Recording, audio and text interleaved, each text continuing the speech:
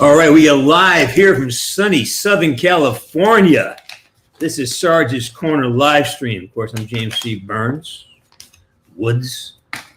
Very excited today. I have a gentleman coming on who I have been following for almost a decade, and I finally got him on the show. I think he's an enormously talented individual. I can't wait to pry open that head of his and see what's in there, what kind of shit he's got cooking in that brain of his, of course. And I can't even pronounce his name right.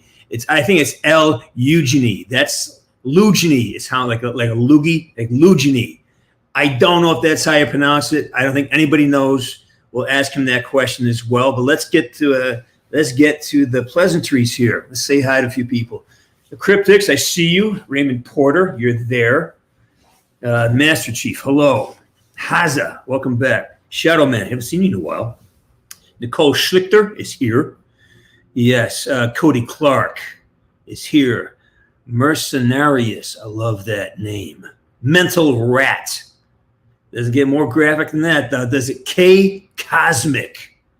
Jesus, these are great names. Doot Lord, 64. Doot Lord. Fucking Doot Lord. You gotta put a fucking Doot Lord. Doot fucking Lord. That's what I love.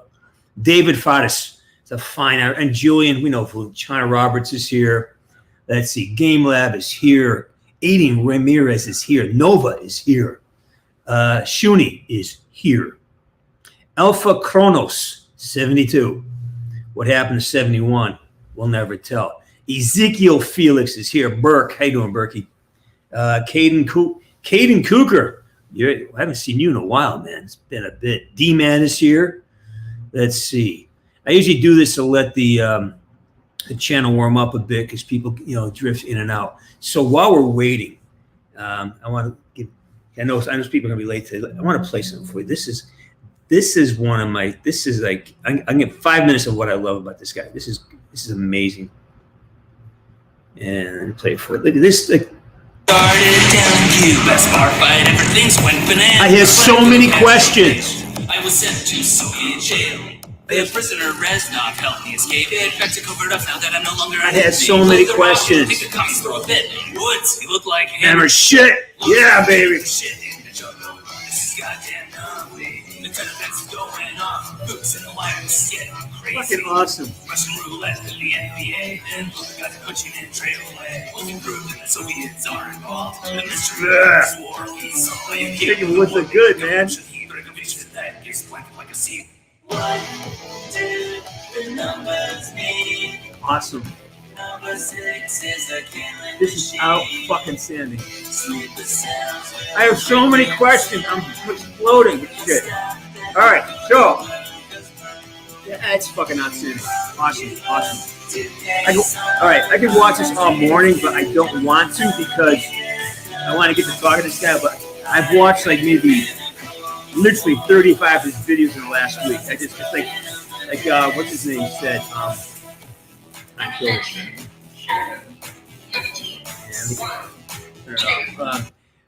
My boy Mike Metalman, Joey Metalman says, I went down a rabbit hole, man. I went down the LHUGUENY rabbit hole and just everything. It's just a gold mine of inspiration. So without any further ado, because he's sitting there and he's flipped me off with the bird. He's thinking of new ways to humiliate me as a character in a video game. We're gonna have to go back and watch the Gangnam Style video someplace, which is how I found him originally about 1,000 years ago. Wait, let's just do it now. I'm gonna get it up here now. On your wall. Because we have conversations to have about this. Hang on. Here we go. Kill them Black Ops style. Hang on. What's realm and ended? This is so good. Because this is great. Because I have Rich McDonald coming out for a post signing next on 21st. Anyways, without further ado, here is a man who I think is immensely talented, who I feel I'm almost humbled in his presence because of all the things he does. You're going to understand why what he does is so impressive to me. All right. Let's have a strong Sarge's Corner. Welcome to, I can't fucking pronounce his name. It's embarrassing. the LHUGUENY. We'll call him LHUGUENY for better. All right, get out here, you handsome bastard. How you doing, young man? James, you look like hammered shit, man. Let's all come for shit in the jungle. This is Nam, baby. Oh, that's what I like to hear. Thank you so much for having me. You gotta quit blowing smoke, man. You're making.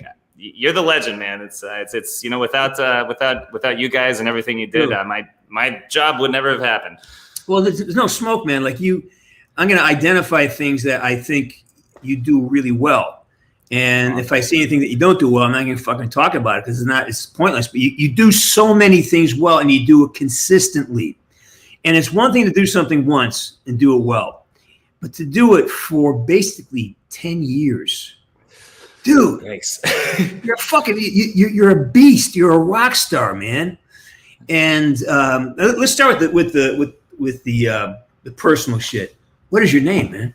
All right, so my name is Logan. And hey, Logan. LHUGUENY is my last name, and basically, yeah, this whole YouTube thing just happened totally. I mean, not by accident. I wanted to make animations and stuff, but basically, long story short, let's like go back to talk about feeling old. Like 2006, when I made my YouTube channel, I was in college, and all my college email was just L, which was like the first letter of my name, and then LHUGUENY, my last name, and put the two together. So I just made a YouTube account, not thinking anything of it. And then lo and behold, I accidentally wake up one morning with a few million views on some videos, and I can't change my YouTube name to something cool. So here we are. Now I'm just the loogie. So, you know. Loogie. I reduce you to a loogie. Well, there you go. There you go. What are you going to do? So it's Eugenie then. Your last name is Logan Eugene L. So it's LHUGUENY. It's not really. It doesn't really roll off the tongue exactly. So you know, whatever you want to call me. I think it's connected to that because you're French, right? You said earlier that you're half French, half American. Yeah, I'm a dual citizen. So I'm half French. Je parle français couramment, and oui, bonjour. But yeah, I was born in California, but I've kind of lived my whole life between the two. My mom's French, and there's a whole story there. But where in France are you from? What part of France? So my family's they're from the Alsace region. It's like the German border. My grandfather though is like he hates. I mean, God rest his soul. He would have hated to be reminded of that. He was in the First World War, very anti-German and stuff. So, but the Maginot Line and all that stuff. Absolutely, yeah, they fucked up. Yeah, I played hockey in France for a little bit.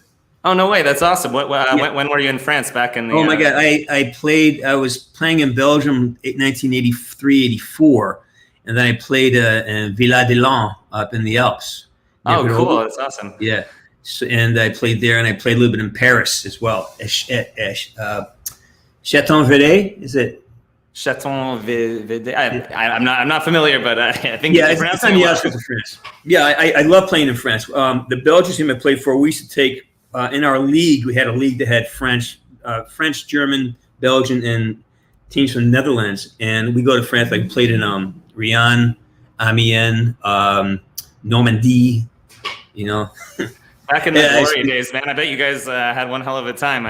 We won. Yeah, we won the Belgian national championship. We won the championship that year. Is amazing. Let's talk about you. Yeah. So, okay, where did you go to college? Where did you go to school? So I went to RISD, the Rhode Island School of Design, in the Northeast near Boston, Massachusetts. Well, it's in Rhode Island, but I'm from there. I'm from Massachusetts. I know exactly where this cool. is. Yeah, I have a lot of history in Massachusetts. My wife spent a lot of time in Boston, so yeah, I know. I used to always go to Logan Airport, straight to South Station to Providence. Yeah, so that's cool. That's awesome. So you studied? Did you study editing? Did you study filmmaking? What is your at RISD they have like just one sort of giant major. It's just film animation, and then once you're within that major, you just get a degree. It just says film animation video, whatever that means. But then you have to sort of choose your beginning of your junior year which one you want to focus on. And then your senior year, they make you just spend the entire year. I mean, you have to do your liberal arts classes on the side and juggle all that crap, but then you have to just make like one movie the whole year. Yeah, and it's and they stick you in these like harsh critique sessions where like you get graded if you don't like shit talk other people's projects and stuff to try to teach you to criticize. But it kind of goes too far sometimes. But I mean, Yeah, it was great though. I mean, like at the time it was exhausting, but I'm really thankful for it. You know, especially like in this day and age. Sorry to like bring up, you know, COVID and everything. Like no conversation goes by anymore without it. But think about like all the kids doing like Zoom calls for like college and stuff. And when I think back to those glory days of you know, old school college, it was a really good experience. Man, so did you want to be like a legitimate film? Not legit, because you're totally fucking legit. You're more legit than most of the fucking directors I work with. Yeah, try saying that to my parents, man. You too. Yeah, like, but what the hell is that? I assume you're making a living at this. I assume. Yeah, no, definitely very good living. Very. I mean, my goal initially was since I was a little kid, I loved to draw, I loved to do voices, and I really, really wanted to just to have my own animated show one day, or one way or another. And then I sort of in early years of high school, and I really followed Matt Groening's career and Seth MacFarlane's career, like the Simpsons creator and the Family Guy creator. So I really wanted to have something bigger on like mainstream broadcast television, as much as the things on Adult Swim and sort of smaller networks are great. I've also like heard the horror stories that, you know, these people barely break even, and it's so fickle and difficult for them. And not to say I do it for the money. That's not at all why I do it. But anyways, sorry, I digress here. I don't know how to socially interact anymore, by the way. Sorry if I'm like super awkward. When you're being in lockdown and just sitting by an animation table. You know, you are delivering all kinds of information that I think is wonderful. But yeah, I really wanted to, so I ended up, I went to college actually in California at first to UC Irvine, and it was more just, I partied in high school and had all these other dreams. I wanted to be in a band. I wanted to be a pro skater. I wanted to be a pro surfer. Like, and then I you know, just kind of drifted by undeclared liberal arts for a while until I finally realized, okay, I gotta I'm getting older. I gotta figure something out, or I'm gonna be, you know, stuck behind a desk in a cubicle if I'm lucky. So then I really followed Seth MacFarlane's career and saw that he went to RISD and that the teacher that he had was still there. So I sort of shadowed his footsteps a little bit.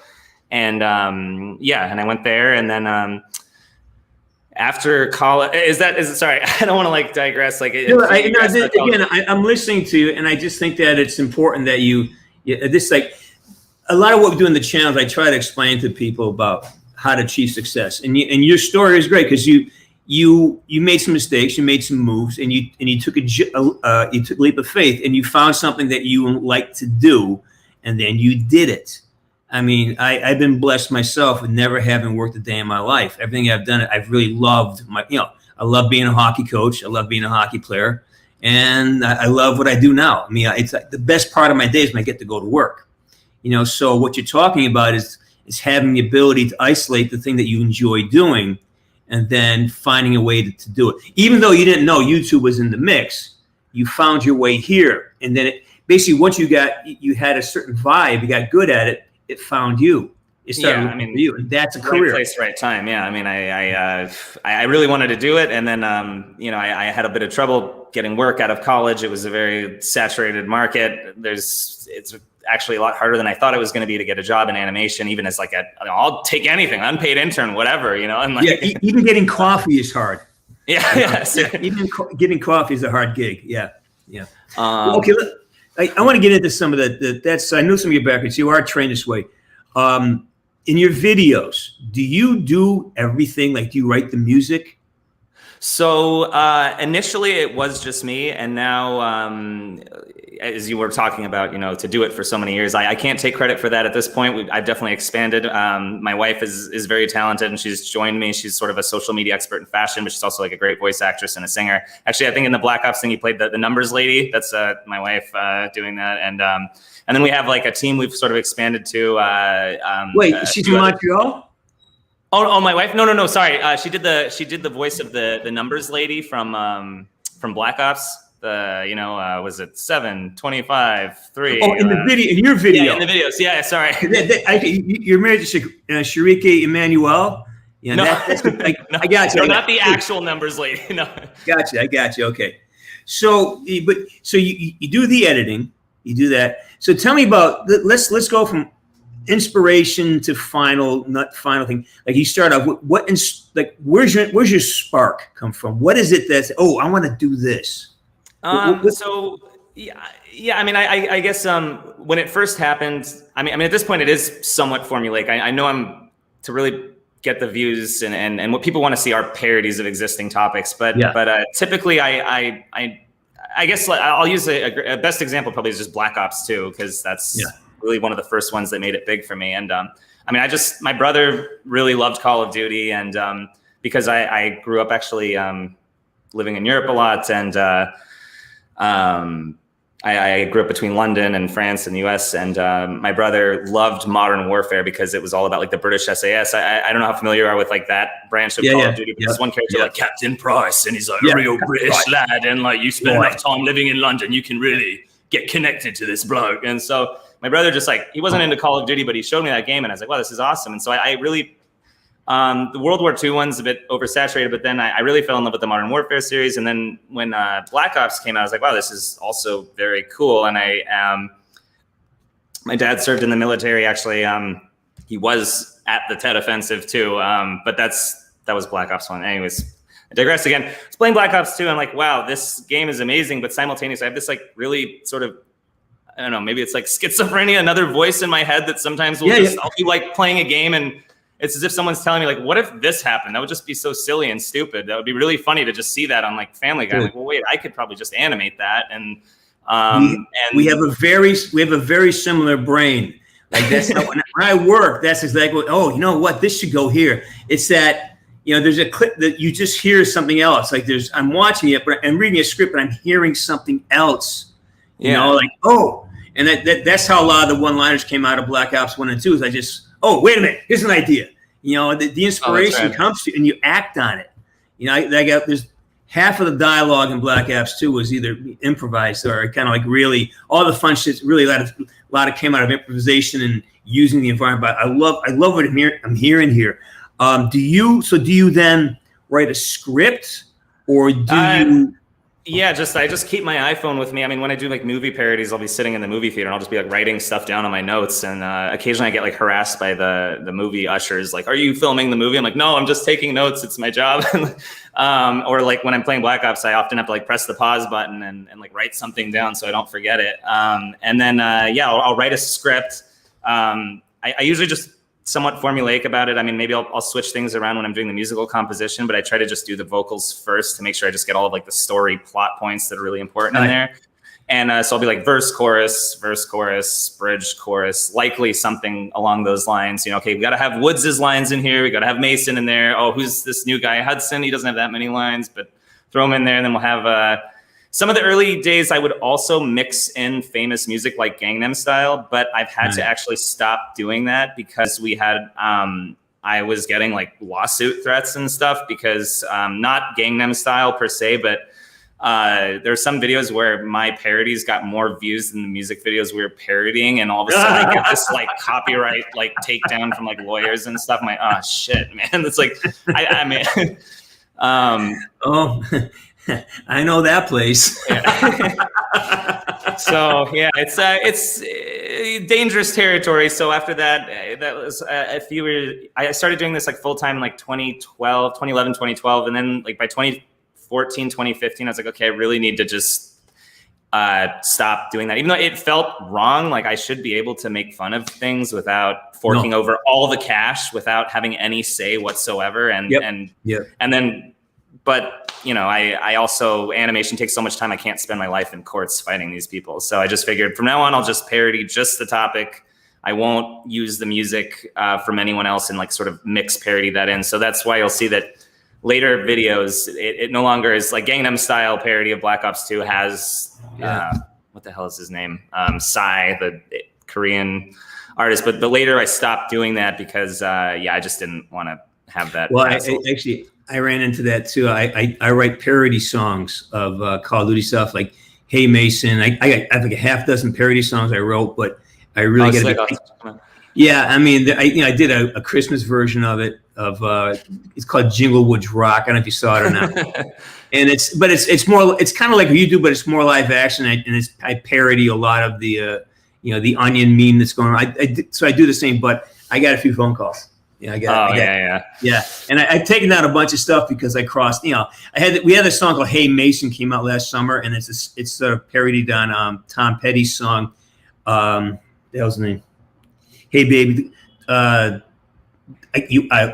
won't back down in the summertime. I won't back. It's a parody of that, and I got dinged for it.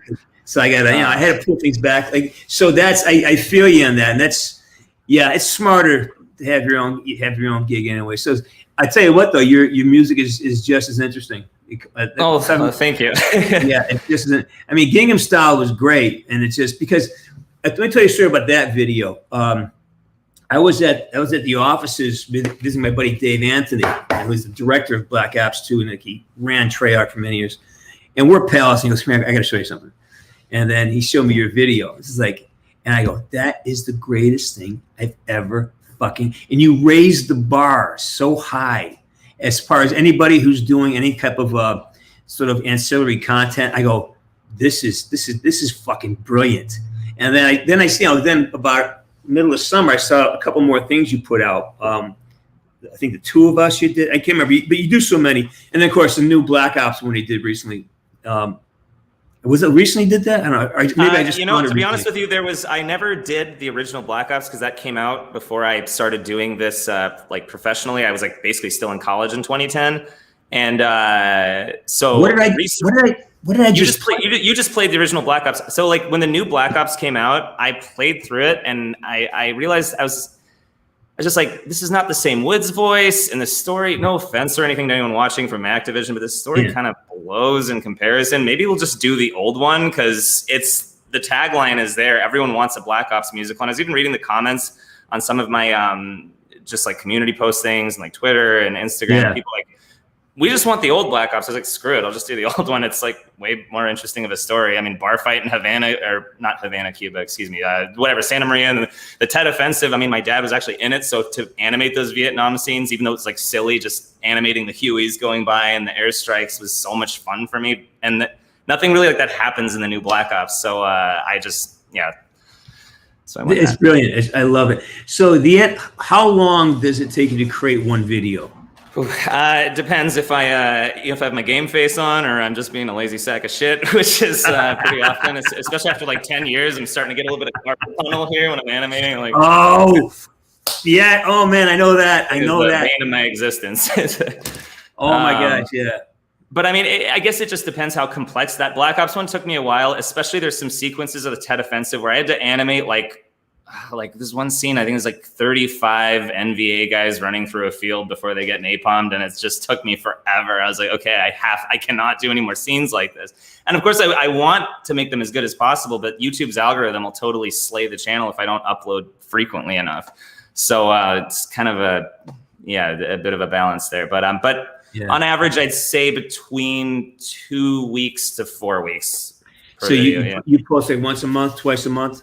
So lately we've been a little set behind just because of some personal stuff, but typically I try to also do like behind the scenes now, just because it's pretty easy to do anyways, and it's like just record myself doing some of the animation, and then that's just fills the gap. And then also very luckily, excuse me, we have, our team has expanded. So there's this guy that I've been working with for like 5 years named Dewald, who lives in South Africa. It's this like super talented kid. I mean, he's produces animation way faster than me, and he's got a channel too, but he always gets stuff for me as well. And so basically the songs and the lyrics take 2 days if I'm really pushing, and then I can just send him everything, and then he'll just animate the whole thing while I can then work on another video. So then instead of only having one video a month, we can do like two. And then sometimes there's two other guys I work with, Danny and Tom.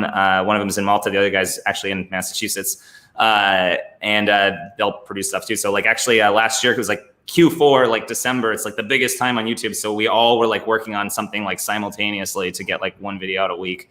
Right now it's kind of a slow period, but we're gearing back. So I ask this question a lot. So what to you is the biggest, how do you get a bit?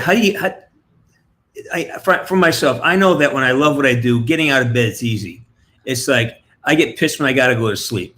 I feel you. I hate going to bed, man. I stay up all night. But if I can't, and as you get older, you got to get some sleep because I'm useless. If I stay up till like 4 a.m. working on something, I am fucking useless the next day. I can't do anything. Sure. You know, I have a story for it. I was doing a late gig and I got done like 5:30 in the morning, and I was trying to get my truck has this push button where I can change how much gas mile it gets, and I forgot where it was. I've been driving my truck for I forgot where I go. Where's the damn button? I'm going through my ego, and I just forgot because I was so tired. I go, man, I got to be careful with this stuff. But when you're not motivated, what gets you out of bed? How do you get yourself out? Do you just well, I have a really he's not here right now. I've got this super cute dog, and he comes and checks on me like when I'm really well. I mean, of course, also my wife makes sure that I'm okay, but I guess maybe when we get in creative funks, it's like together though. So our dog just always like, you'll hear this pitter patter at like noon, 1 p.m.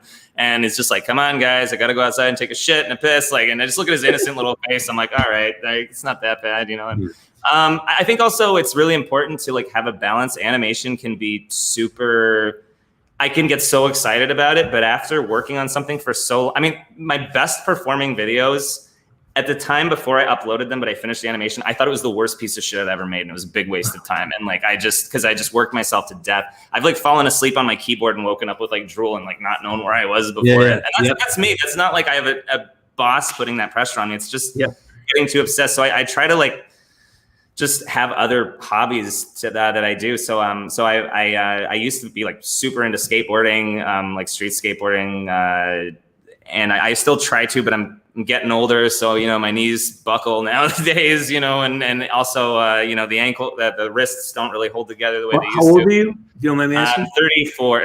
No problem at all. 34. I was born in 86. Oh, dude, my boots are 34 years old.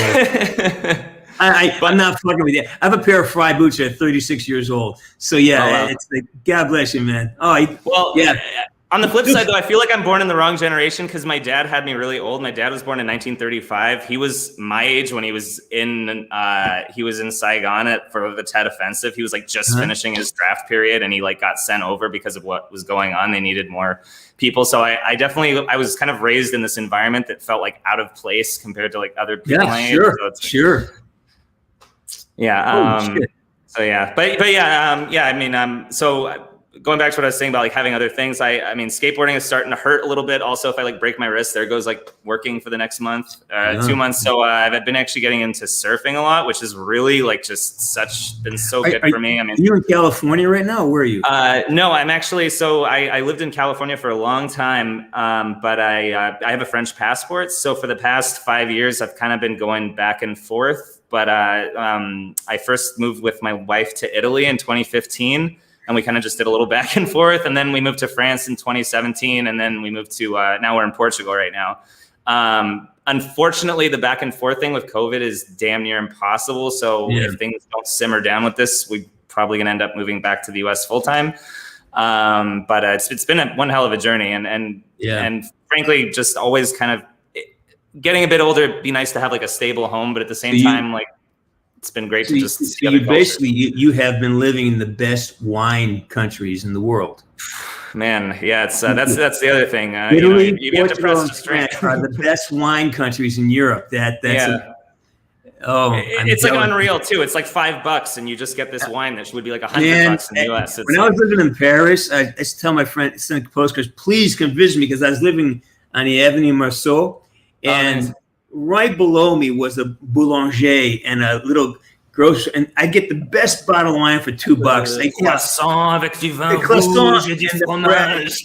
Man, it was just ooh la la, and then it's like, I love living there, man. Regarde, c'est Monsieur Burns, il retourne aujourd'hui pour le croissant. Jouer avec ce glace et compagnie, oui. Cool. So when you like, how much edit do you do on your writing? Like, do you do one pass and do a second pass and say yes? Like, how much do you scrutinize your own work? I mean, because I talk a lot to a lot of guys and people on the channel about the voice in our heads, the inner critic, the voice that sort of like says we're not good enough or it's not going to work out. I have that in spades, man. I'm from a factory town in Western Massachusetts, so that's shaming self-annihilation is something that I know really well.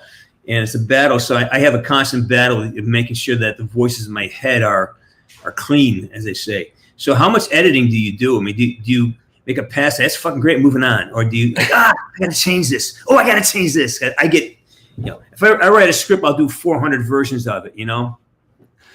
Yeah, it used to be that way. You know, the self-criticism being half French, and I mean, it's about stereotypical French as you can imagine on my mom's side. So it's just like, nothing is ever good enough. Like, you are not making art unless you suffer. And then to top it off, when I lived in England, I went to British prep school. So it's just like, you know, like, you will never have a break, young man. You must revise and revise again, and then beat yourself with a hammer. Like, and so it's it definitely, the self-criticism is pretty overwhelming. Over the years of doing this, I think I'm almost at like 200 musicals at this point. It's like, okay, I think what I'm doing is okay. I gotta be, you know, the formula works. I have so many successes that I know, I feel more comfortable in what works and what doesn't. I think the thing is, I'm worried that sometimes I'm playing it too safe, and because of that, so but at the same time, I can't let my guard down. Like, for example, that Black Ops musical, it's not even like whether it's funny or not. It's just facts that I fuck up sometimes. Like, for example, the very first line was, got the party started in a bar. I don't know, got the party started in Havana. And then someone came on when I put a preview and said, the bar fight isn't in Havana, dumbass. It's Cuba, but it's on Santa Maria Islands. Like, shit, I have to go back and change all the lyrics and re-record everything. And like, so, I mean, I'm happy someone caught that though, because I've made 2 or 3 mistakes in the past where it was already uploaded before I realized. And then I just, man, I hated myself so much, even though it's not that bad, but just because I spent so long working on it, I'm like, and there's no way to like take it off YouTube and put it back without losing all the views and everything. Yeah. So. It's sort of like, it's forever, you know, It's forever or never. So it's man, I feel you. I think you've harnessed that inner critic to drive you to quality. And that's what it's good for. Hey, is it as good as I can make it? You know, how good can I make this? I love this. So you said your formula.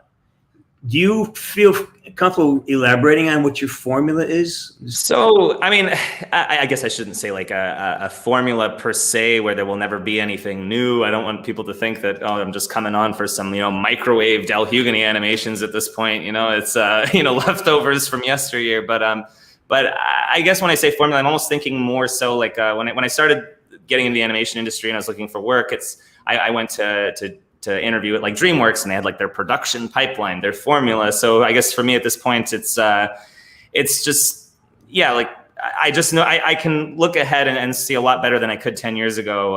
How am I going to make this? There's no like question of how I'm going to get to the end. I'm going to use Adobe Flash for the animation, Adobe After Effects for the post-production. I probably, you know, if my creativity is just totally shot, I'll just do a verse, chorus, bridge, chorus, and that'll be that.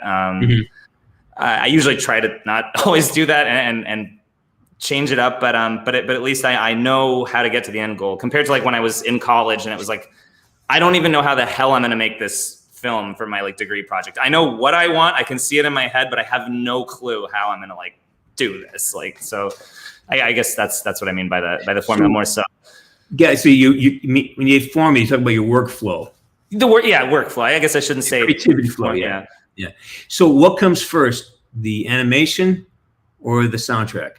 The soundtrack always comes first. Sometimes I'll create maybe some animated elements per se, as in it's not frame by frame animation, like hand drawn every frame like Disney. It's like character rigs. So if I'm not feeling inspired, but I know I need to make something about a topic because it's just so insanely popular, maybe I'll just start putting together character like rigs, because I'll basically draw every element of a character's body separately. So that's like the rigging process, and make all the different mouths that I'll need and all the different eye movements and the body parts until I feel inspired. But typically it's the song first. whether I'd say it's about 50-50. Half the time it's like some lyrics I came up with or my wife came up with, and that we're just like, oh my God, that is just so catchy. We have to do that. And just comes out of like left field. Or it's like some musical thing that, I don't know, I like had too much to drink one night. I'm just like, I just hear this song in my head. I just have to go get my keyboard out and record a rough version of it. And then everything else just kind of snowballs into the I fucking process. Love it, man. I like, again, I everything you're saying is like so consistent. Like I get in my experience with, you know, what I do and stuff in terms of writing of notes and filmmaking, it's so consistent. Everybody I know who is, you know, kind of enjoying their journey is kind of the same way. Like the inspiration comes, you got to grab it. And my girlfriend has a hard time understanding that shit. Like, I gotta go. What is it? Nothing. I gotta go. I can't. Don't talk to me. You know, just because once you get that, you know, or I'll be sleeping and I'll have a dream and I'll bounce up. And I go, fuck, you know. And so then I started recording it, and I just kind of trying to get into that trance state, and that's like, it's like gold. It's like free, right? It's gold. And these ideas come, you got to capture them because they run away. You fucker, get back here. You know? Yeah. Another one's like, you stink. Get over here. Let's see. We covered a lot. I was going to run this through with you and watch the video with you, but I think you've answered all the questions I have about the tech stuff. I mean, you have a great ability for irony. Like your irony is outstanding. And even in your voice, when you did like, I'm really aware of Wood's imitations, you know, especially now, right? It's so weird. I've impersonated you so many times. So like, hear you speaking right now, and like we talking, so it freaking me out a little bit. What's interesting is that I listen to people, you know, try to do the voicing. They don't realize that it's not. I sound like this. I look like this is Woods. This is what he looks like. You know, it was built, as modeled on me. So when I hear people try to imitate, they forget about the intentions. Like the intention of the line is more important than, you know, having a gruff voice and a hard delivery. It's like it's what it means. What do the words mean? What's the subtext? But what's great about what you do is that you're totally fucking with it. So your intention is so deep that it really rings. Like when you do a couple of your Woods things, I'm like, he's fucking got it. You're like you're making fun of yourself, making fun of Woods, and it's like a self-deprecating, but you know, there's you're not trying to be the next Wood. You're just trying to. It's like irony. You're being ironic. You're being farcical, and I fucking love that. Like you're one of the few people when I hear it, I don't cringe. Like, oh, don't do that, you know. But when you did, I go, oh, I fucking love this guy. He's got it. He's got a whole. For me, it's always been about, especially with the Cold War. I was like, I don't care about replacing the actor. Just make a new Woods, like with Barry Sloane and Billy Murray. Barry Sloane's price is so much different. Yeah, totally. Two different characters, which is great. Like, you know, Jason Bournes and Bonds and Batmans. Bring an actor and let them build a new thing. You have built a new type of Woods. It's legit. For me, it's a totally legitimate take on the Woods because you have a substance to your words. You have an intention to it. You have a reason for saying. You're just not trying to sound like me or act. You have your own interpretation of what Woods should be. It's like a Woods in a different universe, a little bit. Like, but you put yourself in there. Now that I talk to you, I totally hear your Woods. I totally hear. You know, especially give me "You Can't Kill Me." See that. Give me a Woods. I don't know if I've ever done that impersonation. Yeah, that's right. Your little deer hunter scene there. That was amazing, by the way. That was Oscar worthy. Just like oh, thanks. Right? Did you take any inspiration from the deer hunter movie for that? Or I didn't write that. I didn't write that scene. Okay. I wrote a lot of Black Ops 2 dialogue and most of Black Ops 4. I'm sure they use some of that inspiration from that. I'd actually never seen that movie till this year, and I was like, oh my God, they stole this from Black Ops. I was like, wait a minute. Yeah, there's there's a lot of stuff from that scene that is reminiscent of the. I took it. I learned Woods from a book. I was studying Vietnam for the last since 2004 because these are the roles I would play. I grew up next door to a guy who was a Green Beret. He was like my fishing buddy. So and he changed a lot when he came back from Nam, and he taught me a lot about knives and hunting and shooting. So he's like kind of a surrogate dad. He's only like 8 years older than I was at the time. And between him and John J. Plaster's book on SOG, he was the original SOG team, creators. I had a beat on what I wanted it to be. One of the things, especially that one line there, I told the story the other day, that when he says, "You can't kill me," every line Wood says has 3 levels of subtext. How is it progressing plot? How is it progressing the character? What are you telling? What are you informing about the character? And what does James C. Burns want from the circumstance? And when we're doing the rehearsals on it, I remembered that reading that John J. Plaster, those guys were trained as teachers first. These guys are SOG, the original SOG guys, McAfee SOG. They're teachers, and they were taught neuro-linguistic programming, how to teach people with inflections and tones.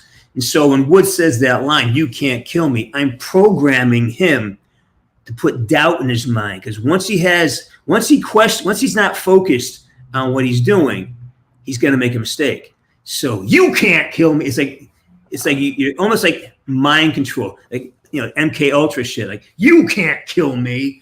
So wait a minute. Yes, I can. And for that brief second, if he does that, I got him, because now he's not focused and he's distracted. And then he may hesitate to pull the trigger for even if it's a flash of a second. That's the opportunity. That was built into that line, and every line I did was built with that kind of, has more than several layers of meaning to it. And it's all based on science. I mean, I always thought that line was like super interesting. I guess maybe I'm even like weird, like acting that line is because honestly, like of all the lines you told me to choose, that one, like, I don't know, it kind of like stuck with me in a way, because in that just dire of a situation, to just have the balls to look at some guy with a butcher's knife and just be like, "You can't kill me." It's just like, nice.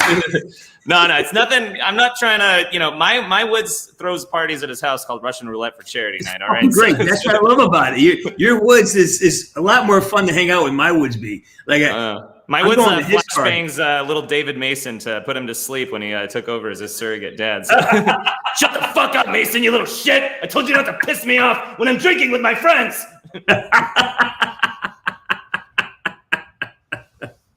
Fucking love it, man. I want to play this for you. I got to play this for everybody who's here. I got to watch it with you, just because this is how I found you. We'll watch 5 minutes of this, all right? This is like one of the best things ever. Today, let me tell you a little story.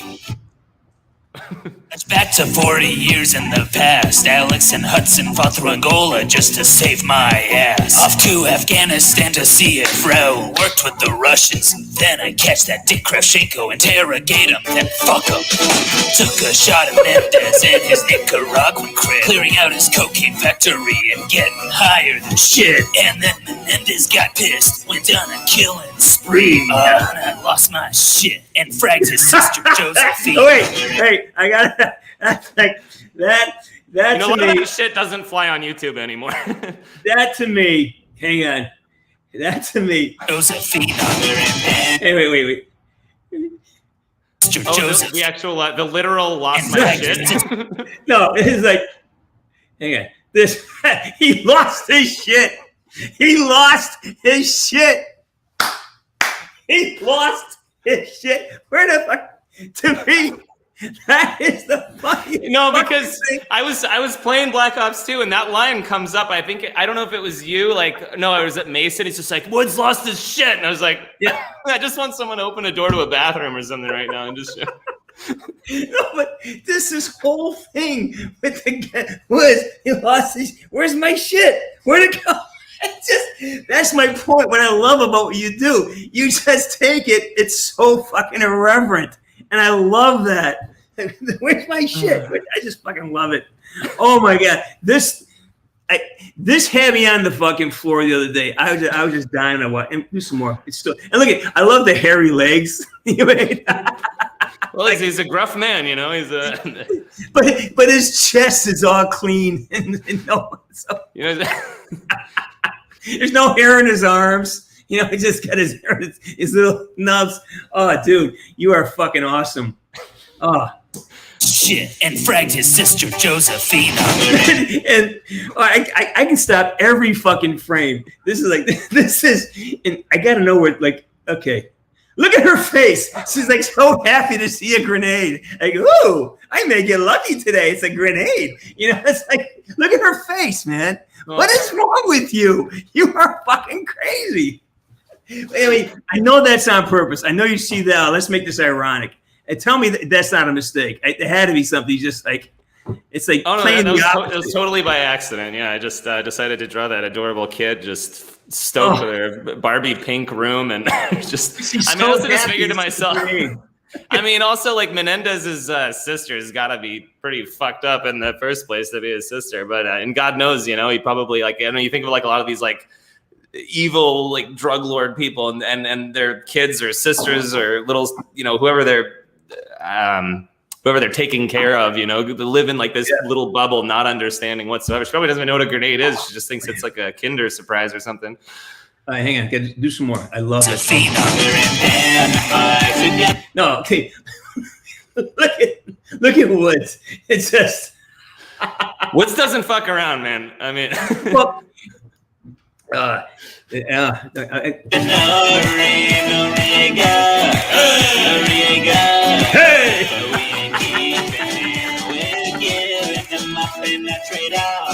So take the shot. Is that Menendez holy shit? Oh no, it's not.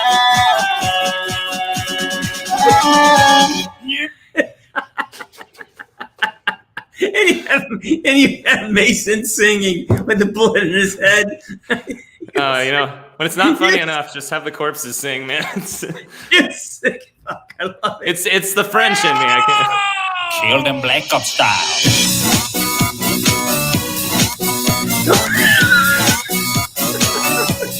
Black Ops style. All right, that's enough. I don't get pinched for copyright infringement. Oh man, yeah, you're gonna get some angry calls from size people soon. I'll bring him on the show. I love him too. He's so creative, anyways. But I'd love to talk to him. Maybe my way. Sai, I love to talk to Sai. Yeah. I'm a big fan of K-pop. I think it's fucking awesome. Yeah, no, it's awesome. Oh my god, dude! You just make me so happy when watching your stuff, dude. You make me so happy. Thank you for making all this stuff in the first place. For me to rip off, and thank Sam Worthington for saying that you lost your shit. Actually, I said that. Oh, you said that. Okay. I lost my shit. What the fuck would you? Of course, I lost my shit. What the fuck would you do? Oh man, I like literally I've been wanting to like play through the campaign again, and I was so pissed that like the new Xboxes like weren't backwards compatible, and I finally got one that's backwards compatible. I'm like planning on going back through. The other thing that was like really tough about that one was they like the multiple endings. I was like, which one do I like go with? I was like, I'm just gonna take the most fucked up, stupid ending that I can. Fucking love it. Oh my god, I love it. So listen, I want to open this up to some. You want to take some questions? A lot of people want to talk to you, man. Do you mind? Oh, I'd love to. Yeah. Right. So I'm gonna open it up. Come on in. Copy that and get you on here. Oh god, that's just brightening my day. This is what's so great about what you do, man. Is like you make people's day better. Like you watch this, it's like the comedy is so important. It's like medicine. And I can tell by talking to you, like you must be a funny fucked up. Your wife must be a very happy lady. Like, she's even more fucked up than I am, man. Honestly, of course. Come on, man. If she wasn't, she couldn't be with you. So, yeah, send it out there. Let's see. Actually, I had to send you a message from somebody. Hang on. It was a long time ago. I was so focused on you. Some guy said you two guys met a long time ago on playing Black Ops 2 or something. And zombies, black guys. It was Cam something. He sent me a message. I just totally lost it. And, Cam, get on here. Ghost Toast, talk to us. Oh, look at you. Oh, hey, what then? LHUGUENY, Genie. You told us how to pronounce it, and I already forgot. I don't even know how to pronounce it. Yeah. I was wondering, like, throughout all this stuff and with the benefit of hindsight, what's one thing you would do over? Come up with a better name, first off. I mean, Mr. Ghost Toast is way better. I just thought it rhymed, and hey, why not add a Mister? You know? It's beautiful. Yeah, I'm stuck with it with the rest of my life. I feel you. It's better than being the loogie. Yeah, I don't live that. That's gonna get on Reddit. It's smart. It's smart branding. Anytime someone spits, they'll think of you. Oh yeah, it's beautiful. Yeah. Wow. See, Mr. Hey, Ghost this reminds me of that one guy. Yeah. Hey, Toast, I'm gonna move on, man. We got a lot of people want to get on board, so thanks for nice stopping talking by. to you. It's a pleasure. Peace. All right. Cryptix, get on here. How you doing, man? Hello. How are you? We're talking to you, buddy. All right. Hey, Cryptix, how are you, mate? Yeah. Bro, six, go and talk, you bastard. Sorry, I tried my best. But, yeah, Oh no, he's going dark, mate. Go and fucking talk, mate. Cryptix, what's going on, dude? Talk to us. Well, one thing that's going on right now is that I'm on a call with James C Burns and LHUGUENY. Yeah, we know That's that. what's going We're pretty aware of that, I right? can notice by your accent. Are you from Scotland, mate, or is it perhaps somewhere else from from the? Scotland, man. Oh right. All right, mate. As long as you're not one of those sheep shagging Welsh. I hate the sheep shaggers. Cryptix makes some really cool artwork. And he's Awesome. done some really cool artwork for me. Actually, that thing I posted on Twitter, that was his. Oh, right on. Hell yeah. Yeah, Nice, that man. was his work, so that's why I brought him on. All right, Cryptix, I'm going to set you off, man. Thanks for coming on. Thanks for the artwork. We'll stay in touch, all right? All right. We'll see you, buddy. Bye-bye. All right. Riley Willis, get on here. Let's go. I'm back again. Yay. Yay. So, Logan, I saw, I think I saw one, like two of your videos. I saw the Freddy Fazbear Five Nights at Freddy's musical, I think you did, and the Bendy and the Ink Machine chapter ones. I thought those were pretty good. Oh, nice. Yeah, Yeah, I love those games. They're one of my favorite indie games or whatever. Yeah, the survival horror games, they're definitely a lot of fun to parody. I love making fun of things that are just meant to be horrifying and disgusting, and taking a humorous spin on them. We're doing a Willy's Wonderland parody next too, so it's kind of in the same theme of Five Nights at Freddy's. Yeah. I was going to ask you what's on the docket for you. What's up next? That's yes, it? this well, there's multiple ones. So there's a Jurassic World Netflix show. We're finishing that one up right now, and then simultaneously, my boy DeWald in South Africa is finishing to animate the Willy's Wonderland, the Nicolas Cage's newest Oscar-nominated Chuck E. Cheese ripoff, and then we have we're going to be doing at the end of the month when Godzilla vs. Kong comes out. We're going to be doing that too. So we have those three set in the lineup, and then from there it's That's nice. I yeah. can't wait for Godzilla vs. Kong. I think that's going to be a good movie. I mean, either. I've been wanting to do that since I even saw the old puppet Japanese version from I think it was the 70s. I mean, Those are the best. Those are outstanding. Yeah. I've been watching the old ones on HBO Max. They're really good. Yeah. All right, Riley, I'm going to move on, buddy. You got a lot of people lining up here. Have a good day. Okey-dokey. You too. Bye. Bye. Let's go. Nova, get in here. Hey, so I have a question, LHUGENY. I used to watch your stuff back in the early 2010s, and so I was wondering, how's your animation style shift? Because I used to watch your videos Adventures of Captain Price and all whatnot, and then when I saw your CS:GO video, I wondering whoa, this is very different. What's up with that? So that's actually that's CS:GO was the first video we did with the my friend, the South African animator DeWald, and I'm sure you'll notice his style has actually changed a lot and come a long way since back then. That was 5 years ago. But yeah, that was basically CS:GO was the first video I ever collaborated with someone else to actually have them do the animation, so that then I could simultaneously animate something myself, and then we could sort of double the amount of videos that we could release every month. Okay. So yeah, that's all the questions I have. So I'll let you continue on. So anyways, See you, keep up the Nova. good work, and I'll see you in the near future. You will. I know. All right, see you later, Nova. Thanks for stopping by.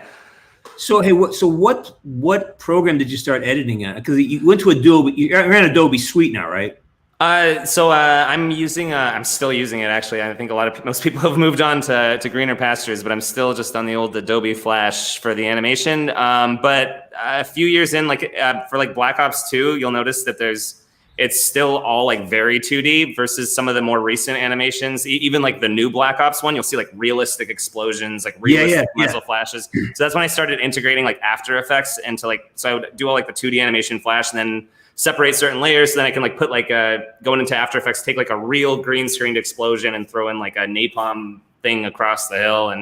And that it definitely gives it like a cleaner look, and also to like blur out certain backgrounds for like close-ups and stuff. You just can't do that with Flash. So, but yeah, those are like the two staple visual programs. And then for music editing, God, my Berkeley College of Music in Boston. Yeah. And we had a teacher at RISD from there, and he hated me so much because I only use GarageBand and I refuse to use anything else. I'm still using GarageBand, so if he's watching, haha. I love GarageBand. GarageBand's great. It's nothing wrong with GarageBand. And it's about the musicianship and the songwriting. So I love it. Let's bring somebody else on here. Rabbit, get on here. How you doing, Rabbit? Hey, James. Logan, I really like your Halo and the Final Freddy's and the recent Black Ops video he just did. Oh, thank you. Well, I'm honored to hear that. I can't wait for the new Halo to come out on. I can't wait. I'll definitely be doing a musical of that one too. I think the elder actor from Black Ops is mocap the Master Chief. Oh, no way. Awesome. Wait, not Woods, not you, James, right? What's that? It's Bruce Thomas's mocap the Master Chief in Halo Infinite. Oh, sweet. Awesome. That'll be like Elder. Right on. That's awesome. So, James, can you next time interview with Dave Microwave Games? I don't know what you're saying, dude. I'm fucking clueless. What are you saying? Can you do a next interview with Dave Microwave Games? I'll look into it. Sure, I'll look into it. I don't know him yet. I usually he did around at the clock at Bikini Bottom. Yeah, I invite people on that I learn their work, and if I like what they do, I invite them on. That's my thing. So I'll check them out, though. I always love checking out new talent. So listen, I'm going to move on because we're lining up here, and he's got a wife and a dog to take care of. So talk to you later, okay, buddy? Yeah. All right, Rabbit. Yeah. Peace and love. All right. Good stuff. Creeper Games. Yeah. Hi, I've been a fan for a while of both of you. James, I liked your Black Ops Woods acting. Very, very good. Thank you. He's the best. I had a question. Have you ever thought of doing a collab with him, Logan? Whoa, I mean, geez, yeah. I mean, it would be an honor. I just don't know. I guess that's something we'd have to talk about. I don't know if he would be interested. I also don't know if legally you're allowed to be Woods and stuff, but it's a parody. So, I mean, Amen. And another question for Logan. What took you so long for Black Ops 1, the musical? So with Black Ops 1, I hadn't been doing this full time at all. I was still in college when the first Black Ops came out, and then I'd always wanted to go back, and I told people I would always go back and do it, and I just always got sidetracked with other things. But then as I said, was saying earlier on the show.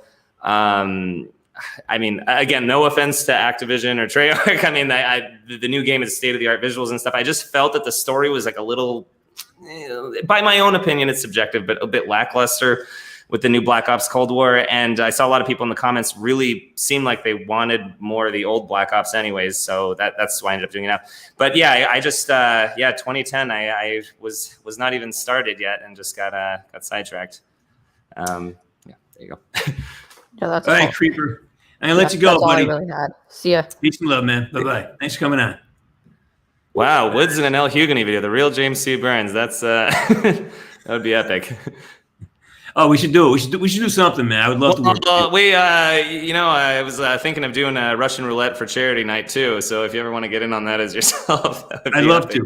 Yeah, I mean, seriously, I would love to work with you, man. You sound like a really creative guy, fun guy, a lot of energy. I love that. Let's get Doot Lord 65 in here. What a great name, Doot Lord, Doot fucking Lord.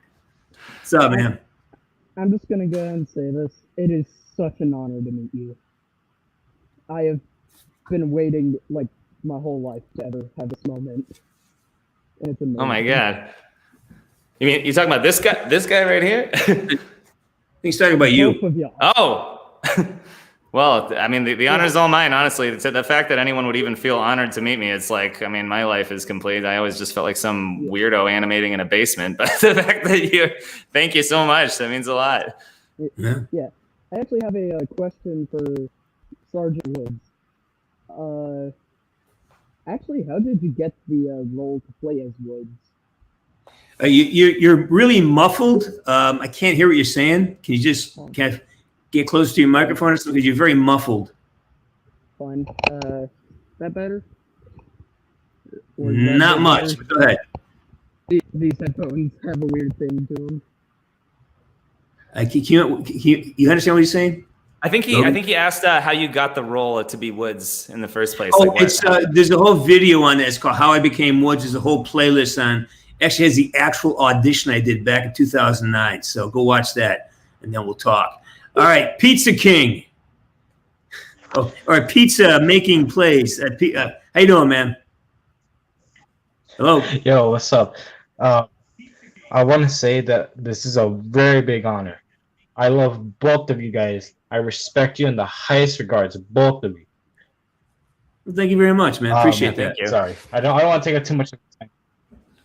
Don't want to take up too much of your guys' time here. LHUGUENY, just not too long ago, like a few nights ago, actually, me and my buddies were just seeing you nonstop. I was nonstop of your musicals. It was pretty fun. Yeah, and that's epic. It's a party that you don't ever want to stop, man. I respect I slow it down to look for the little nuances that you throw in there, like little Easter eggs. And again, Woods losing this shit, that may be the funniest thing I've ever fucking seen in my life. That to me, it's like I've seen it a dozen times and it still makes me, it cracks me. I was just sitting there like when I was animating, I was like, is this too far? Am I just going to get banned from YouTube for this?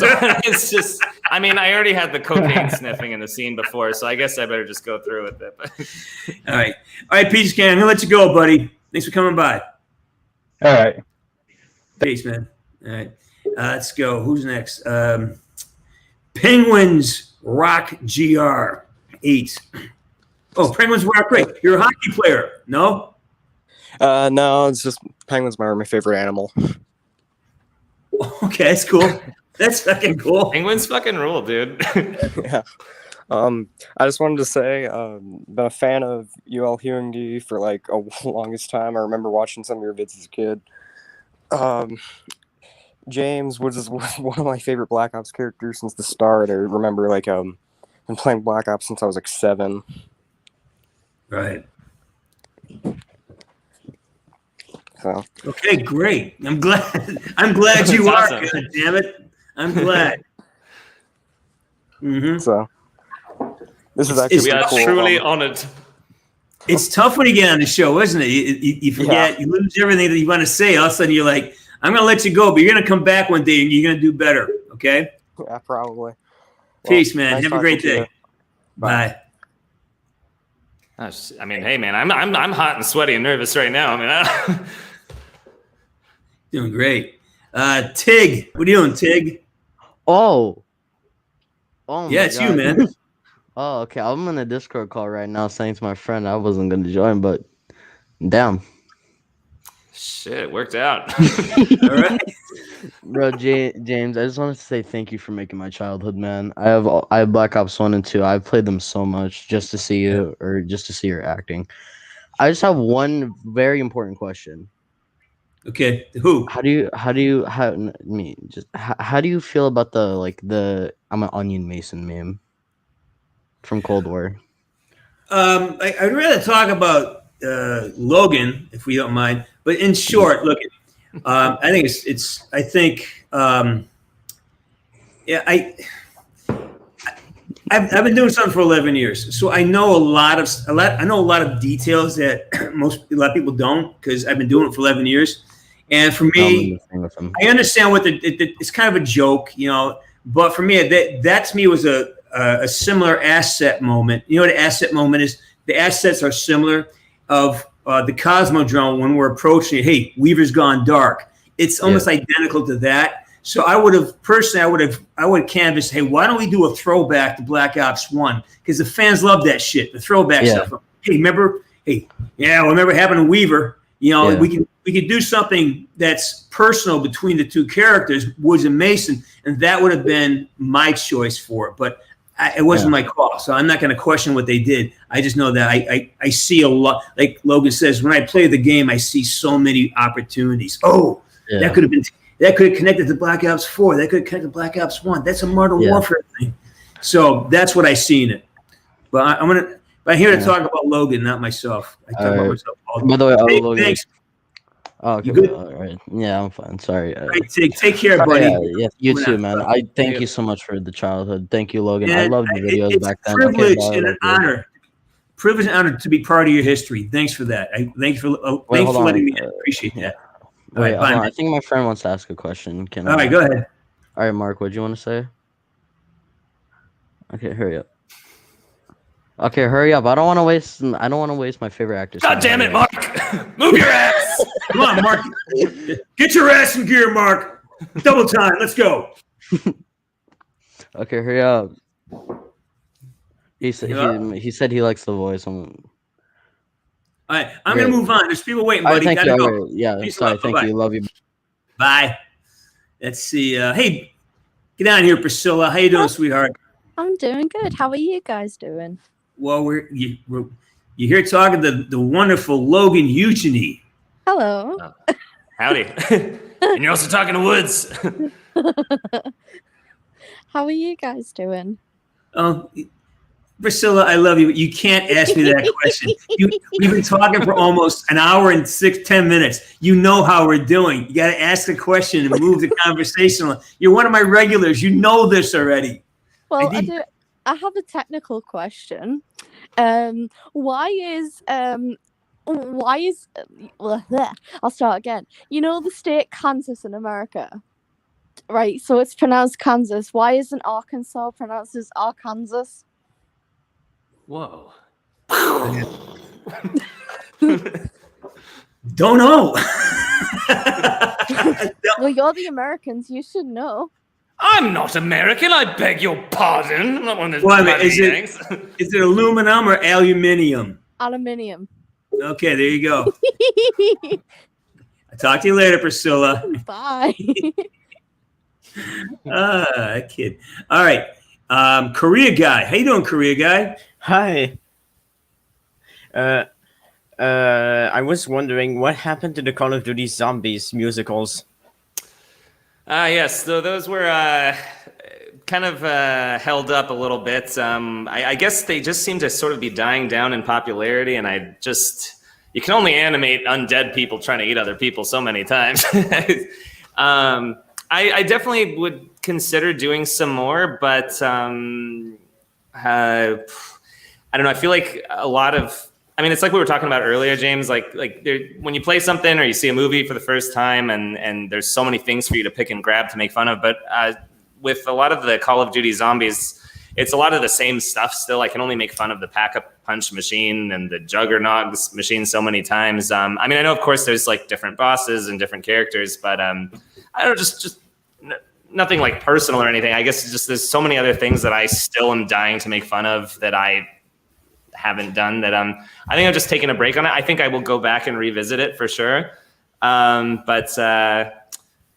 Yeah, just maybe probably not till the next iteration of Call of Duty comes out. There's only so many hours in a day, right? Yeah. But I do appreciate the enthusiasm. Definitely Call of Duty Zombies right after Black Ops 2 is one of the things that definitely like propelled the channel into what it is now. And I was even like looking back on some videos just to like remind myself of what I've made before this live stream. And it's just even little things like the drinking Juggernog, like a bottle of wine with my lunch. But there's only so many times I can do that. But definitely don't want to like disappoint the Zombies fans, because they have really been the most amazing people and so incredibly supportive over the years. So I'll definitely revisit it down the road. I mean, my favorite characters for sure were like the original Transit Gang, Misty, Marlton, Stulinger, and Rustman. So if we could ever like go back to that crew, I would like definitely do another one. Cool. All right, Korea. Thanks for stopping. Oh, he left. Okay. All right, Korea, again, let you go, man. Thanks for coming on. Good talking to you. Bye-bye. Let's see. We got Abdo. Hello. Hello. Hello. Howdy. I'm a big fan of Woods and LHUGENY, and I have a question. Go ahead. Why did you name your challenge LHUGENY? So yeah, long story short, it was my first name is Logan, so the first letter is L, and then my last name is HUGENY, so I just kind of put the two together, as were like my email addresses and everything, and I used that just as my like YouTube name. I didn't even like have a channel when I created it, and then my first videos accidentally started just getting a lot of views, and then YouTube didn't let me change my channel name, so here we are. There it is. And I have a question for you, Woods. Yes. Why did Raul Menendez kill you in the final Black Ops 2, and you will die after like 5 years or 2 years? What was the question again? Why did Menendez not kill me, or why did he kill me? No, why he killed you in the finals when he came? Well, there's 3 endings, right? So I think I died in one of the endings. Yeah, you died one of the ending, and you are 95 years old. Yeah. I think it was like 100 actually, 110 at that age. You old bastard. Actually, I think he's like, if you go chronologically, he's like 125 years old when that happens. So just saying. You know, I don't know. I didn't write that scene, so I don't know where it came from. It's just one ending of a multiple ending. I guess because it's you know, revenge. I killed his sister, and there you go. End of story. He's pissed. I killed his sister. Okay, thank you. I love you all. All right, buddy. So thanks for coming on. I appreciate it. Bye now. Bye. Goodbye. All right, bye. Who's that? I want someone to come on and just be like, do you know that expression, does a bear shit in the woods? It's like, don't like that. Go ahead, Narks. Ask him. Does a bear shit in the woods? How's it going? See, he digs it. All right, Narks, then put you aside, buddy. Hang on. All right. Sin City AGZ. How you doing? Oh my god, I'm doing great. I did not expect to Right. be on here. But you are. Use your time well. I love you two so much. Y'all basically gave me such a great childhood, and I can't thank anything else for that. I loved Black Ops 1 campaign, and I loved your musicals, Logan. I honor you two. You guys are amazing. And I really appreciate that. Well, we appreciate you appreciating us. Without you, we don't exist. So thank you for being here, brother. I appreciate it. Yeah, really can't thank you enough, man. Without you guys, we wouldn't be here. So you are my hero, Sin City. I'm nobody without you, Sin City. All right, Sin City. Oh I'm my gonna pick god, you you two off, made man. my day. Thank you so much. Peace and See love. y'all. Take care. Have a good day. Bye. You too. Bye. And GPRG, what are you doing? What's up, my diggity dogs? What's up? Oh yeah, James. Yeah. It's an honor being here. Thank and you. LHUGENY. I love your BL2 and MW3 parody videos. They're pretty good. Sweet. Yeah, and I beated BL1 on veteran mode. That was pretty intense, I must say. And yeah. Great, man.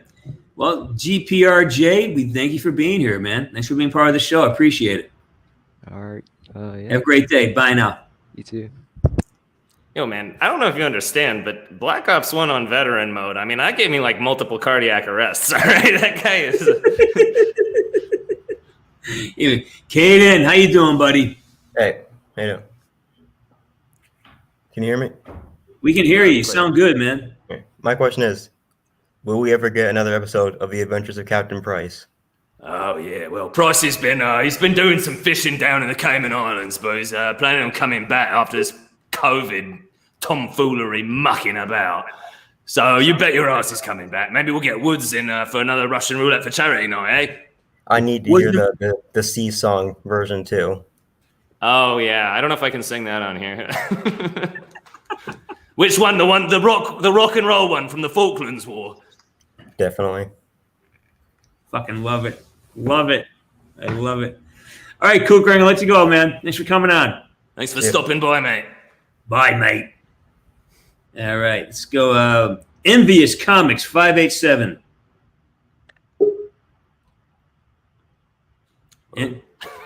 Envious Comics 587. You there? Going once. Going twice. We are gone. Hello? He's out of there. Let's go with Adam. What's up, Adam? Yo, what's up? Speak to us. We want to hear what you got to say. I have 2 questions, if you don't mind, please. Please. Okay. I'm gonna start with the LHUGUENY, please. So LHUGUENY, what do you think is the hardest series of zombies or any music parody you've done? You mean like the hardest to produce the animation? Yeah. Let me think. God, probably the first one, just because it was the first one. Transit. It was also the longest. Yeah. It was also the longest one that I made. I just got way overly ambitious, and it was almost 4 minutes, which is not a lot for a typical YouTube video. But for the animation, I was like, oh my God, there's so much to do. And then also, it was probably right up there with the Black Ops 1 because of there's some sequences with just tons of zombies in it. So animating multiple characters, once you get past 10, Flash just starts freezing and crashing, and I've if I had no self-control, many computers would have ended up out the window, but lucky for my Great, dude. Thanks for answering the question. James, can I ask you then the question, please? Sure. Yeah. Have you got any acting classes or anything to how do I say it, acting classes, because your acting in Call of Duty Black Ops 1 2 is next level, to be honest. Have you got any? So you asked me, do I have any suggestions for acting classes? Or I think we need a master how class. you got your acting performance, Just practice, man. You just practice. You gotta do it. I mean, he's talent. good at what he does. He's done 200 videos. I mean, I've done literally thousands of jobs, because you got to do it and start off in a safe place where you can make mistakes early. You got to be able to make mistakes without consequence. If you make mistakes and they have consequences, you're gonna have a hard time getting started. But if you want to become an artist, give yourself an opportunity to put yourself out there. So there's something at stake, but you got to be able to have it be low consequence, like in a class or something that no one's ever gonna fucking see. So you can make mistakes and be terrible before you're out there trying to put yourself out in the world. So that's all I can say. Just do it a lot, and be willing to make mistakes. You don't be afraid. Yeah, of it. pure talent. Thanks for both having me. Have a good day. All right, Adam. Take care, buddy. Yeah, thanks. Peace. Yeah, acting is hard, man. I don't know how you do it. Yeah, you do. You do it all the time. No, man. I used to take acting classes in college, and boy, no, but you're actually good at it. Okay. You're never gonna be me. I will never be you. But you can do a version of every character I ever do. But it'll be, like I said, you own it. You made it your own, which is why it's so delightful. You're not trying to imitate what I do or how I move. You're making fun of it, but in your own way, you're also making fun of yourself, making fun of it. So it's really fun to watch. Your whole, like Woods losing his shit. That to me is fucking outrageous. That's just fucking amazing. Dude, that's so rad. You showed the guy who was running the team. At the time I was just like, man, I just suck so bad, and this video sucks. And little did I know, not far away, you guys were just chilling there watching that. It was. I think half the studio at Treyarch was watching it that day. It was great. Oh, dude, that's awesome. That's so cool. You're a rock star, dude. Let's talk to Stalker Entertainment. I gotta hear this guy. Hey, Stalker, what's up? Hey, Stalker? James. Hey, man. I think you got some feedback. Yeah. Call me back. I guess it's a bad connection. I'm sure he's in Europe. All right. Who's Fifi? Fifi. Fifi going once. Fifi going twice. Sorry. In the nick of time. Hi. My. Can I call you Ludi for short? You can call me whatever you want. Loogie. Wait, what did you say? Ludi? Loogie. Wait, I have That's great. I'm sorry. My main language is in English, so I don't really know how to fucking pronounce whatever that is. Well, you curse like a sailor, so I'd say that English is pretty good. my friend was he is a big fan of you, and like he was like crazy about your COD musicals for a while, and then I was like, I guess I'd give it a try, and that's what got me into COD, you know. And he was really excited for this live stream too, but like he couldn't get on. So if the stream gets archived, hi Shia, how are you? So yeah, I also have a question. What do you think of like people making like the Undertale musical a meme? Oh god, the Undertale musical. Yeah. So yeah, I don't know, James, if you're familiar, there's like this game called Undertale, and I made a parody of it. It did really well, but it's probably one of my most disliked videos. And there are like memes, just like, is that what you're referring to? Just the people just like trashing the hell out of it. I guess. I mean, I'm looking it up right now. Hang on. It's. I mean, the comment section. There's like hundreds of thousands of comments, and like every other one is just like a Persona parody. Yeah, I'm looking it up right now. Hang on.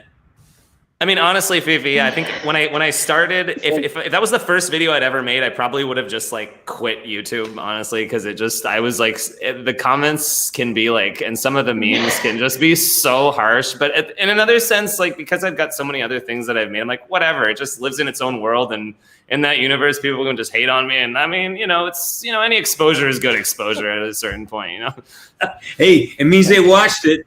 You know? Like as long as they comment about the last video.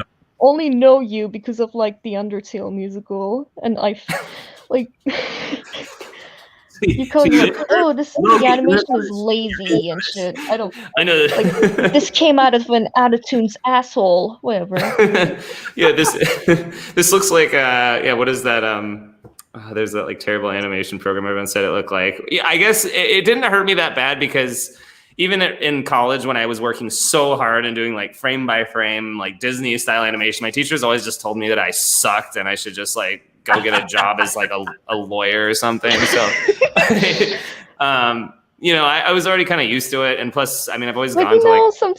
Sometimes sucking at art just gives you like your unique thing as an artist. Like, I won't say my art looks ugly, but like.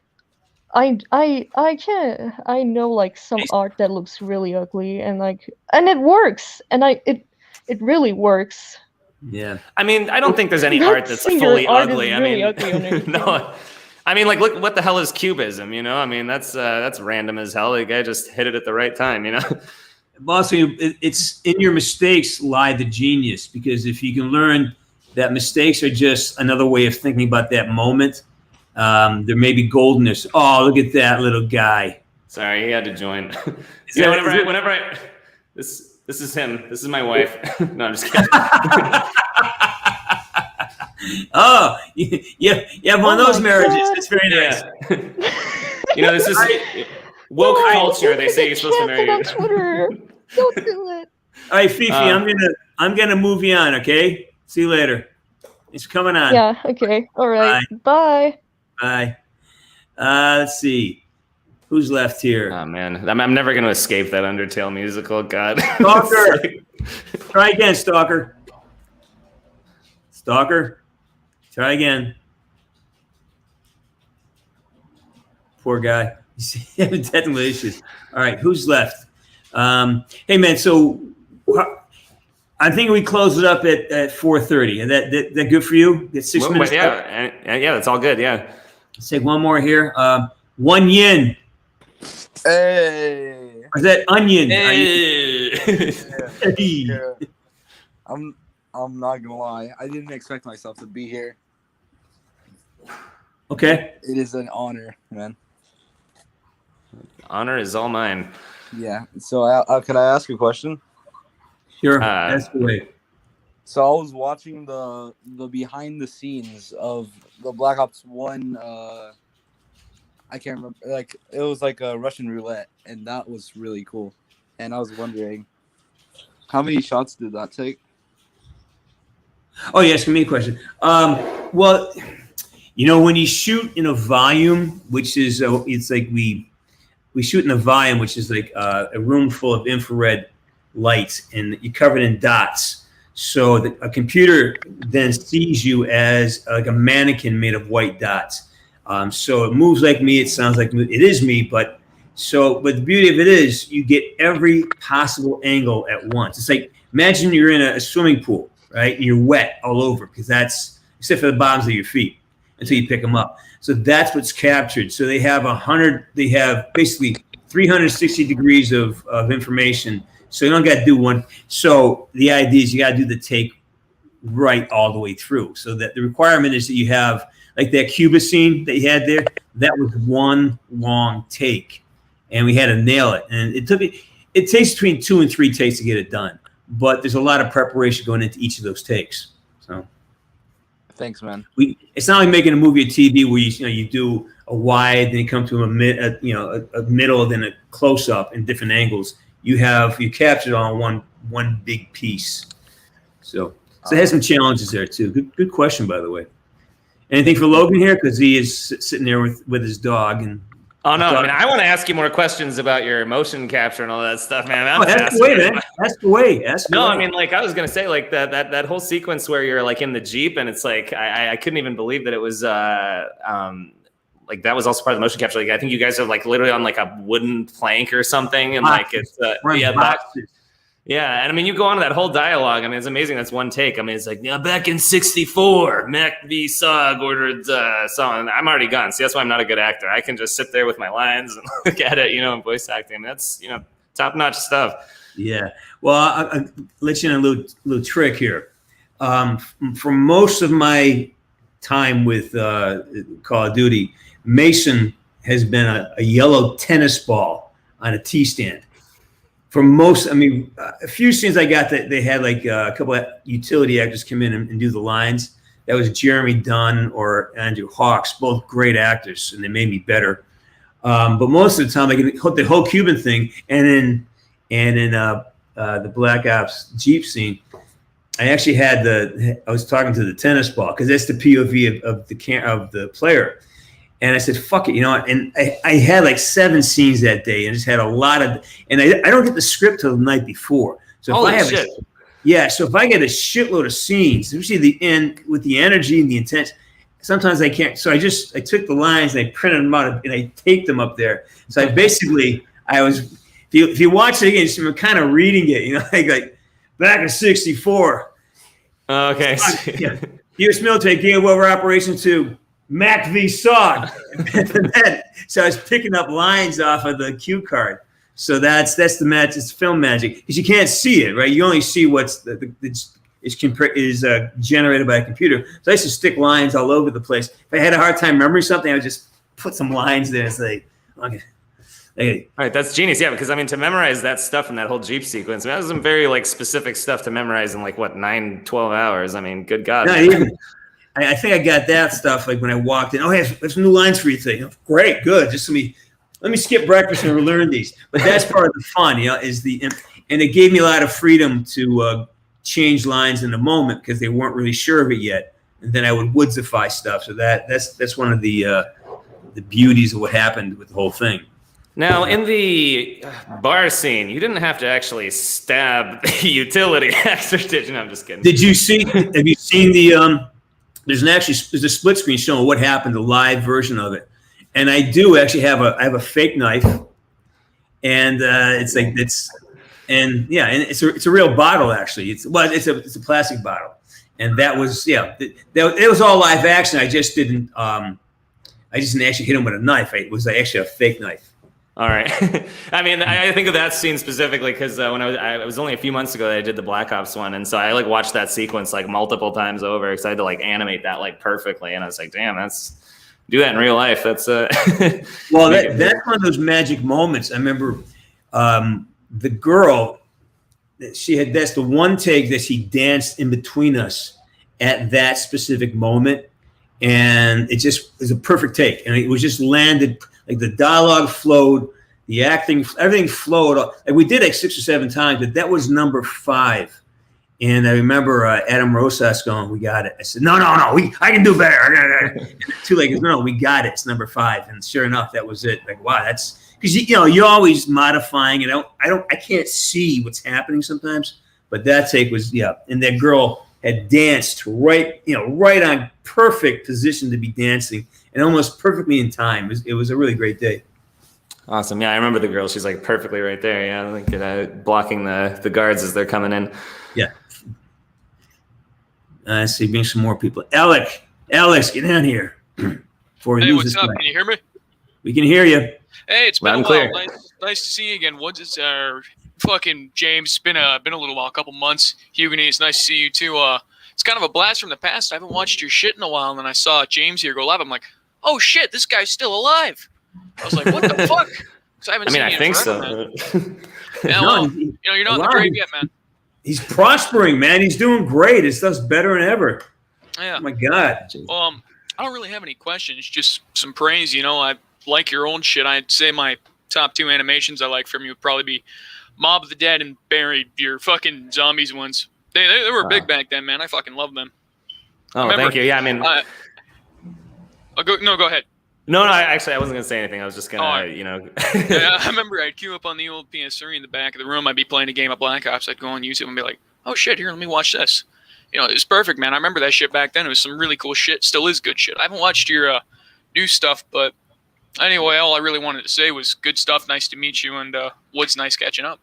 Okay, Alex. Good. We'll talk again soon, right? All right, see you, man. Nice to meet you. So thank you so much. It's always so cool to like hear when people like actually, I don't know, I live in this bubble, and I see the view count and I see the comments, but I don't really like associate real people watching these things when I hear these stories. It's always just so inspiring. And what's great is this community is so informed. I love the community that shows up for this stuff. They're really informed, and they're like they appreciate your work. That's what I love about it. All right, I try Stalker one more time because he's so persistent. Come on, 3rd time's a charm. Hello? Stalker. Hello? Can you hear me now? Yeah. Oh, okay. Now my mic's cooperating with me. Still got an echo, dude.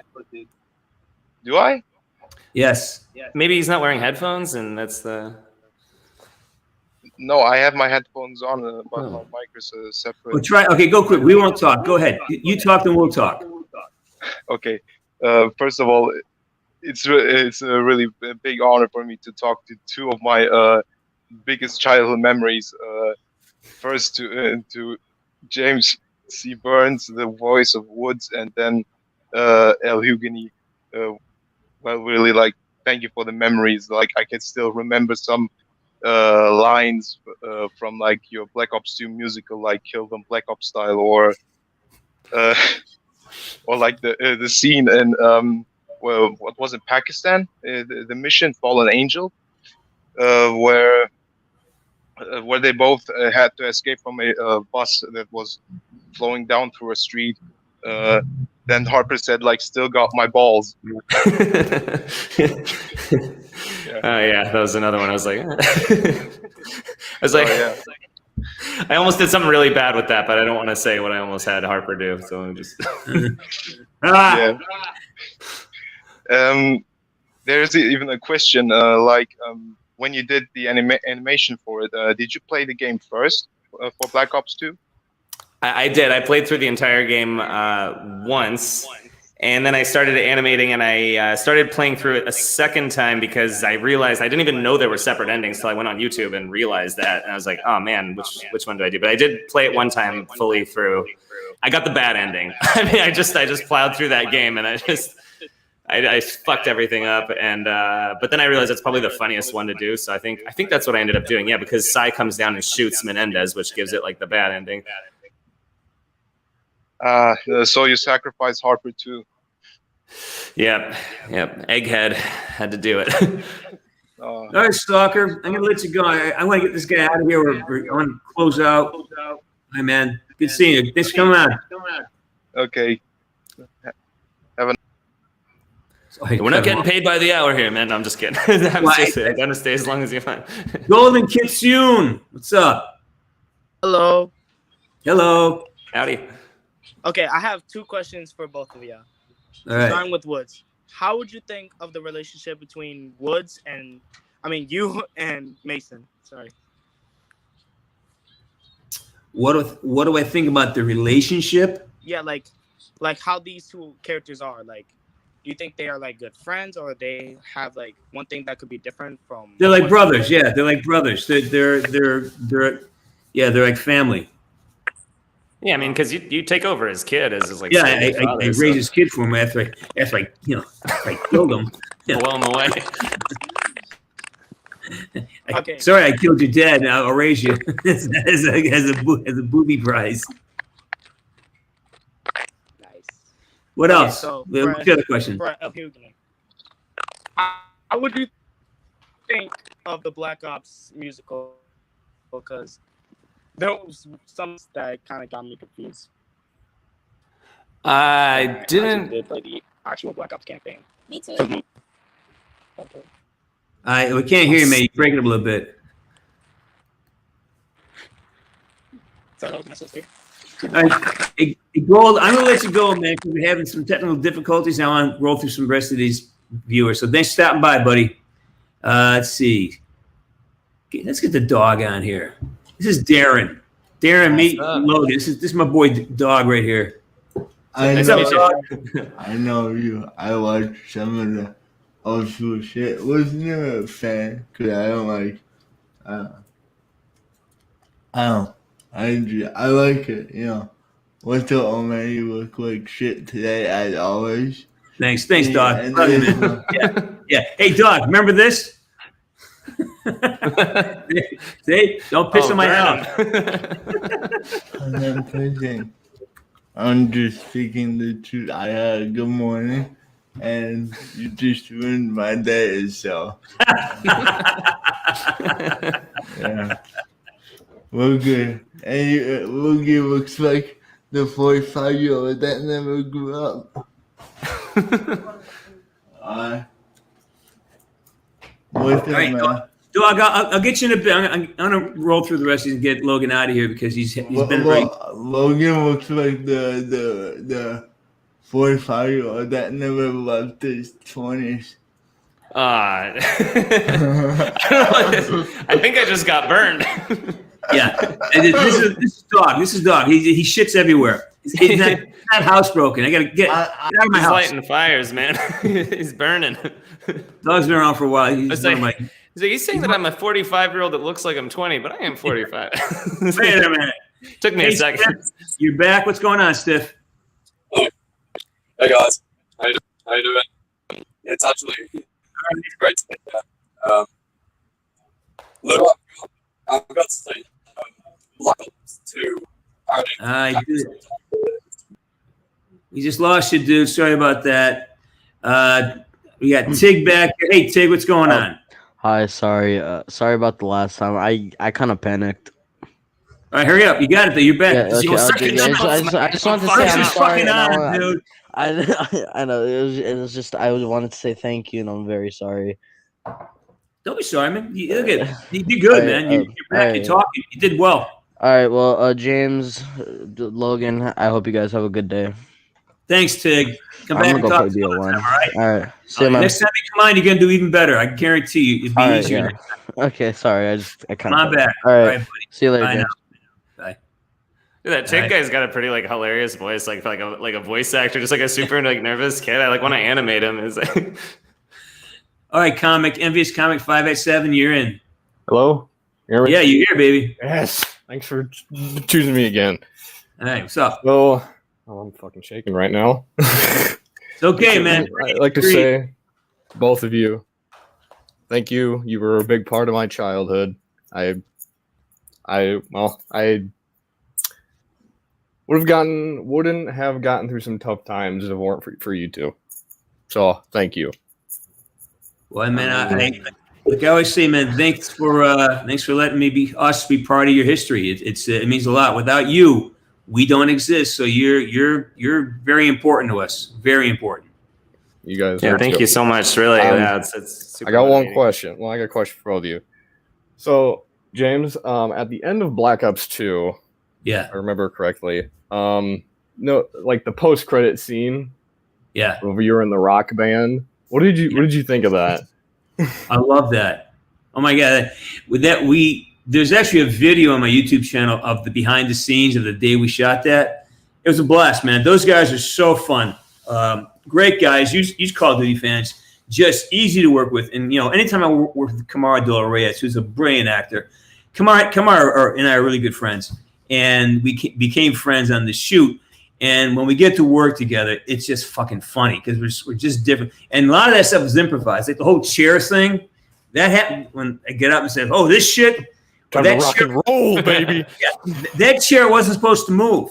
I had unleashed it was an actual wheelchair, and I took off the stops on it.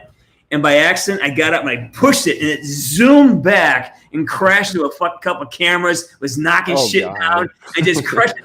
And people just cracking up. That's why I go, "Oh, that shit? Yeah, I'm just fucking lazy. Let's go kill this thing." That was all in the moment. And then Kamar's like, not sure if we're going to cut it. And so he's kind of walking around cutting it. And I'm offset. I go, "Menendez!" It was one of those brilliant fucking moments of catastrophe and then adapting to it, and it turned into gold, So that was a blast. Those guys are great. They were a lot of fun to work with. I found that scene pretty funny. Yeah. There's a whole behind the scenes video for that somewhere on my YouTube channel. Somewhere. It's buried. I think I watched that, I believe. Yeah. All right, man. Listen, we're going to wrap this up because it's almost an hour and 45 minutes. And you know how the Portuguese are. Yeah. It's about time to drink wine. What time? I don't know. It's like 6 a.m, right, for you? No, it's 11:40 right now. But I mean, it's never late in Europe. People are always. It's a COVID lockdown. People ain't got anything better to do but stay up and drink. As long as there's wine. All right, comic. I'm gonna let you go, buddy. Thanks for stopping by. Thank you both for making my evening. Thank you. And thank you for being fans, man. We need you. We appreciate you. Thank you. Bye now. You too. Peace. All right, I think we'll bring Stiff one last thing, then we're done. All right, Stiffer, what's up, man? Hello. Stiffy. Is it everything good this time? Yeah, brother. Sorry about last time. StreamYard kicked me off. Lou, I've got to say that Black Ops 2 Gangnam Style parody video, really funny. Thank you so much, mate. I really appreciate it. Sorry, I can't help it going to a British accent from Dennis. James, thank you for making Frank Woods alive so much. It's really been a part of my childhood, and thank you both for being part of my life. Oh, man, brother, means a lot. Thank you. Brother, without you, we don't exist, man. So thank you for keeping an interest, and thanks for showing up today. I appreciate that. Come back, okay? All right, man. Peace and love. All right, that cleans us. So you stick around, Logan. I'm going to say goodbye, everybody out there, and thank you for coming by.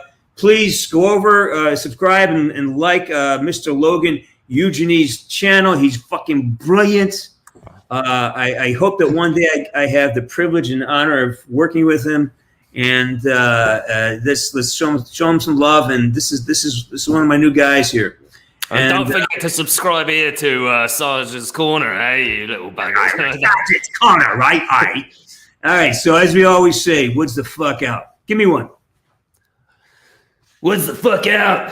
It's talking to you, Mason, you son of a bitch. I see you guys.